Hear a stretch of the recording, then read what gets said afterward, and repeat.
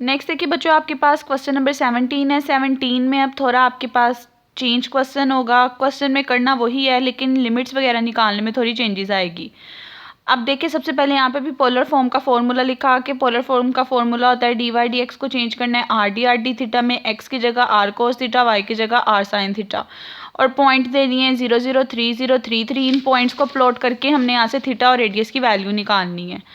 आपने सबसे पहले जहाँ जहाँ आपके पास एक्स आ रहा था आर कोस थीटा पुट किया, जहाँ जहाँ वाई आ रहा था आर साइन थीटा पुट किया। अब यहाँ पे x square plus y square है आपके पास, आप डायरेक्ट भी लिख सकते हो। यहाँ पे आर के स्क्वायर बनता है और आर का स्क्वायर होता है, उसके बाद उसका अंडर रूट लेना होता है। ठीक है, आप यहाँ पे डायरेक्ट भी लिख सकते हो कि आर के स्क्वायर का स्क्वायर होगा और यहाँ पे आर डी थीटा है, टू टू से कैंसिल हो जाएगा और ये आर मिलके आर स्क्वायर डी थीटा। अब हमने इसकी लिमिट्स निकालनी है। लिमिट निकालने से पहले हम इसको प्लॉट कर लेते हैं। प्लॉट करके हम बता सकते हैं कि उसकी लिमिट कहाँ से कहाँ पे लाई कर रही है। 3 पॉइंट दिए थे, 0 0 ओरिजिन पे आता है, 3 0 का मतलब है यहाँ पे कहीं 1 पड़ा हुआ है, यहाँ कहीं 2 पड़ा हुआ है, यहाँ कहीं 3 पड़ा हुआ है। ये 3,0 होता है। 3 3 का मतलब है यहाँ से भी 3 टाइम जाओ, यहाँ से भी 1 2 3 टाइम जाओ, उन दोनों का कॉमन पॉइंट निकालो, जहाँ पे उनका कॉमन पॉइंट हो वो 3,3 होता है। ये तीनों डायग्राम ड्रा कर लेनी है। अब देखिए दो क्वाड्रेंट के दरमियान जो एंगल होता है वो π/2 यानी 90 डिग्री का होता है। तो जब 90 को हम हाफ पे डिवाइड कर दें, 90 में से हाफ निकाल दें, तो 90 को जब 2 पे डिवाइड कर दो, हाफ कर दो, तो π/4 यानी 45 डिग्री रह जाता है। इसलिए यहाँ से एंगल हमारा π/4 आया। अगेन बता रही हूँ, एंगल π/4 इसलिए आया क्योंकि दो क्वाड्रेंट के दरमियान एंगल 90 डिग्री होता है। 90 का हमें हाफ चाहिए, हाफ हमारे पास 90 का 45 होता है, इसलिए 45 को π/4 कहते हैं। तो एंगल यहाँ से π/4 आ जाएगा थीटा की लिमिट में। ठीक है, अब एंगल हमारा 0 से π/4 आ गया है, इसलिए जो थीटा की लिमिट है पीछे वाली उसमें एंगल आप लिख दो 0 से π/4। अब आपने x की लिमिट r की लिमिट निकालनी है। r की लिमिट निकालने के लिए हम r की इक्वेशंस को यूज़ करते हैं। आर की इक्वेशन हमारे पास होती है x equals to r cos theta और x equal to r sine theta. अब हम 1/1 x की डिफरेंट वैल्यू पुट करते हैं जो ऑर्डर पेयर में दी हुई है। पहली x की वैल्यू 0 थी। देखिए जब मैं x की जगह 0 पुट करती हूँ तो r कोस थीटा, कोस उधर जाके सीकेंड थीटा हो जाएगा, क्योंकि कोस यहाँ मल्टीप्लाई हो रहा है, वहाँ जाके डिवाइड हो जाएगा, तो वो डिवाइड भी हो जाएगा, पूरी की पूरी टर्म 0 है। एक r की लिमिट आ गई 0 और दूसरी x की वैल्यू थी 3 पुट करते हैं तो देखें यहाँ पे कोस थीटा था, वहाँ जाके 1 कोस थीटा हो जाना था। 1 कोस आपके पास सीकेंड होता है, तो ये 3 इंटू सीकेंड थीटा आ गया, यानी r की लोअर लिमिट 0 आ गई, अपर लिमिट 3 सीकेंड थीटा आ गई। तो r की लोअर लिमिट पुट कर दोगे, अपर लिमिट पुट कर दोगे, करने के बाद इंटीग्रेशन करोगे, पावर रूल लगेगा, पावर में एक ऐड उसी से divide, upper lower limit put कर देनी है। उसके बाद जो कॉन्स्टेंट टर्म है बाहर निकाल देनी है।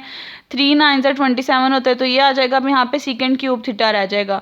अब सीकेंड क्यूब थीटा की आपने इंटीग्रेशन करनी है। इसकी इंटीग्रेशन वैसे मैंने की हुई है। सीकेंड क्यूब थीटा की इंटीग्रेशन बाय पार्ट्स आप लोग करोगे। इंटीग्रेशन बाय पार्ट्स आप लोगों के पास क्या इंटीग्रेशन होती है इसकी, या तो आप सीकेंड को इंटू सीकेंड स्क्वायर थीटा कर दो उसके रिस्पेक्ट से, उसके बाद इसे इंटीग्रेट कर लो। देखें दो पार्ट्स में डिवाइड कर दिया। इंटीग्रेशन बाय पार्ट्स होती है first function as it is integration of second function. ये फॉर्मूला होता है आपके पास first function as it is integration of second function minus integration of second function into derivative of first function. तो first function second है, second function second square है, तो देखें first function as it is second square की integration tan minus integration of second function tan आ जाएगी और derivative second का होता है सेकंड इंटू tan। इसको थोड़ा सिंप्लीफाई करोगे, फिर देखे tan का स्क्वायर और सेकंड बन गया। फिर tan स्क्वायर खत्म करने के लिए उसका फॉर्मूला लिख दोगे, उसका फॉर्मूला होता है सेकंड स्क्वायर माइनस 1। ये एंगल्स आइडेंटिटीज आपने सेकंड ईयर में पढ़ी हुई हैं। इसको मल्टीप्लाई करोगे, यहाँ पे भी यही चीज़ थी, यहाँ पे भी ये चीज़ बनी है, इसको उठा के उधर ले आओगे तो ये 1 + 1 2 टाइम सेकंड आ जाएगा। अब 2 टाइम सेकंड आ गया, 2 को खत्म करने के लिए डिवाइड कर दोगे तो ये चीज़ बन जाएगी। बाकी जो प्रीवियस टर्म है एज इट इज आती जाएगी, जहाँ जस्ट सेकंड का इंटीग्रेशन है वो natural log of second plus tan होता है। बेसिकली इंटीग्रेशन के फॉर्मूलाज जो सेकंड ईयर के चैप्टर नंबर 3 में है वो सारे यूज़ हुए हैं। उसके बाद जो सेकंड क्यूब की इंटीग्रेशन की वैल्यू थी जहाँ पुट करनी थी वहाँ पुट कर दोगे, जो आपकी उसकी इंटीग्रेशन आ गई है। अपर लिमिट पुट करोगे, लोअर लिमिट पुट करोगे, उसके अंदर वैल्यूज पुट करोगे, तो एट द एंड ये आंसर आ जाएगा। बस ये इंटीग्रेशन बाय पार्ट्स का फॉर्मूला आपको पता होना चाहिए और पता होना चाहिए किस चीज़ की इंटीग्रेशन क्या होती है, तो आप लोग इजीली ये काम कर सकते हो। ठीक है, उसके बाद क्वेश्चन नंबर 19 है। 19 में फंक्शन दे दिए, इसे पोलर फॉर्म में करना है। उसके लिए सबसे पहले आपने पोलर फॉर्म का फॉर्मूला लिखा।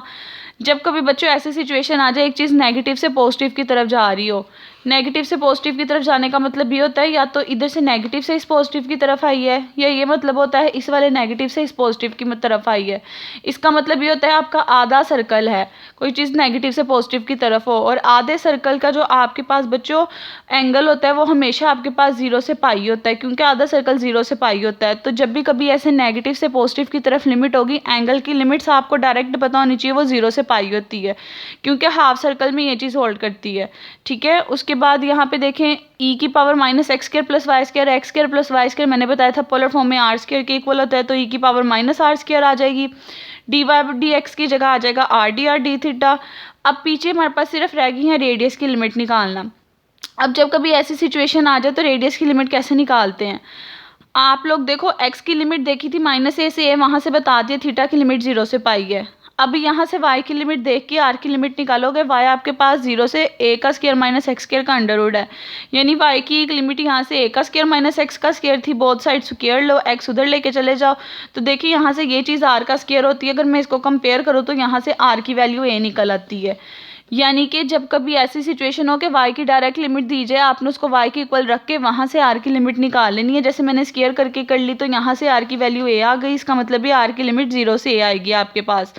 आपने r की लिमिट पुट कर दी, x की लिमिट पुट कर दी, दोनों की लिमिट पुट करने के बाद हम इंटीग्रेशन करेंगे। इंटीग्रेशन करने के लिए हम क्या करते हैं, इस चीज़ को थोड़ा ईजी बनाते हैं। माइनस आर स्क्वायर की डायरेक्ट इंटीग्रेशन करेंगे तो थोड़ी मुश्किल होगी हमें। इंटीग्रेशन आसान करने के लिए इस पूरी की पूरी टर्म को u के इक्वल लेट कर लेते हैं, सब्सटीट्यूशन डेरिवेटिव बोथ साइड ले लेंगे, क्योंकि जब आर स्क्वायर की जगह u पुट करना है तो बाकी जो r वाली टर्म है उसकी जगह भी उसकी वैल्यू पुट करनी पड़ेगी। इसका डेरिवेटिव ले, पावर नीचे पावर में से एक कम, इसका डेरिवेटिव हमें r की वैल्यू चाहिए वो एक तरफ रहने दे, बाकी सारी टर्म दूसरी साइड पर लेके चले जाएँ। r की जगह उसकी वैल्यू लगा दे -2du theta as it is आने दे, और ये e की पावर u बन जाएगा। अब कांस्टेंट बाहर निकाल दिया, e की पावर u की इंटीग्रेशन e की पावर u ही होती है। अब साथ में लिमिट आ जाएगी 0 से -a स्क्वायर।